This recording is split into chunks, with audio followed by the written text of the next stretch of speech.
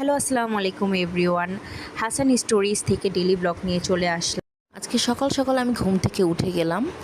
তারপরে আমি চলে যাই আমার বেডরুমে যেয়ে তারপর আমি আমার বেডটাকে গুছিয়ে নিলাম।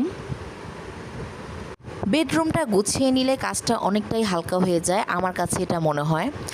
এই তো আমার বেডরুমটা গুছানো কমপ্লিট। তারপরে আমি চলে যাই ড্রয়িং রুমে এসে আমি আমার সোফাটাকে হালকা করে ক্লিন করে নিলাম। আমি আমার ড্রয়িং রুমটা খুবই সিম্পলের মধ্যে রেখেছি। সিম্পল জিনিস আমার কাছে খুবই ভালো লাগে, মানে দেখতে খুবই পরিপাটি লাগে। আমার কাছে ভালো লাগে সিম্পল জিনিস। এখন কার কাছে কেমন লাগে আমি জানি না। অনেকের কাছে সিম্পল ভালো লাগে, অনেকের কাছে গর্জিয়াস ভালো লাগে। আসলে যার যেমন ভালো লাগে এই আর কি। এই তো আমার ড্রয়িং রুমের এক কোণায় আমি শোকেসে কিছু ডিনার সেট সাজিয়ে নিয়েছি। এই তো আমার ড্রয়িং রুম মোটামুটি গোছানো শেষ। তারপর আমি চলে যাই আমার ডাইনিংয়ে, আমার ডাইনিংটা ক্লিন করে নিই, দেন আমি আমার ঘরটাকে ঝাড়ু দিয়ে নিই। এই তো আমার ঝাড়ু দেওয়া হয়ে গেল। ঝাড়ু দেওয়া শেষে এই যে দেখুন আমার ঘরের ফাইনাল লুক। আমি আমার ঘরটাকে এভাবে গুছিয়েছি।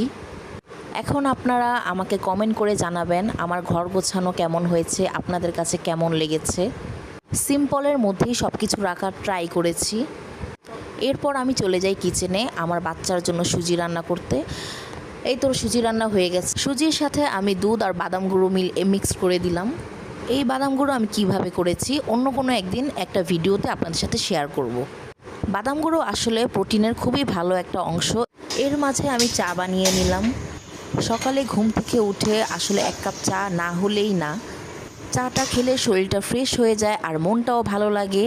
ঠান্ডা ঠান্ডা ওয়েদারে দেখুন চা খুবই ভালো লেগেছে আমার কাছে।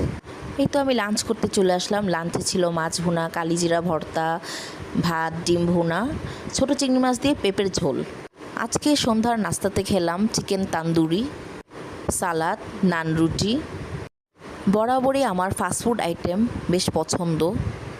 রুটিটা ছিঁড়ে আলতো করে তান্দুরিটা একটু ছিঁড়ে নিয়ে সাথে একটু সসটা মিক্সড করে খেতে কী যে ভালো লাগছিল, আমি ভয়েস দিতে দিতে আমার আবার খেতে ইচ্ছে করছে। পরে আমি আবার একটু চা বসিয়ে নিলাম। চাগুলো ঢেলে নিচ্ছি। সারা দিন পর একটু চা না খেলেই না।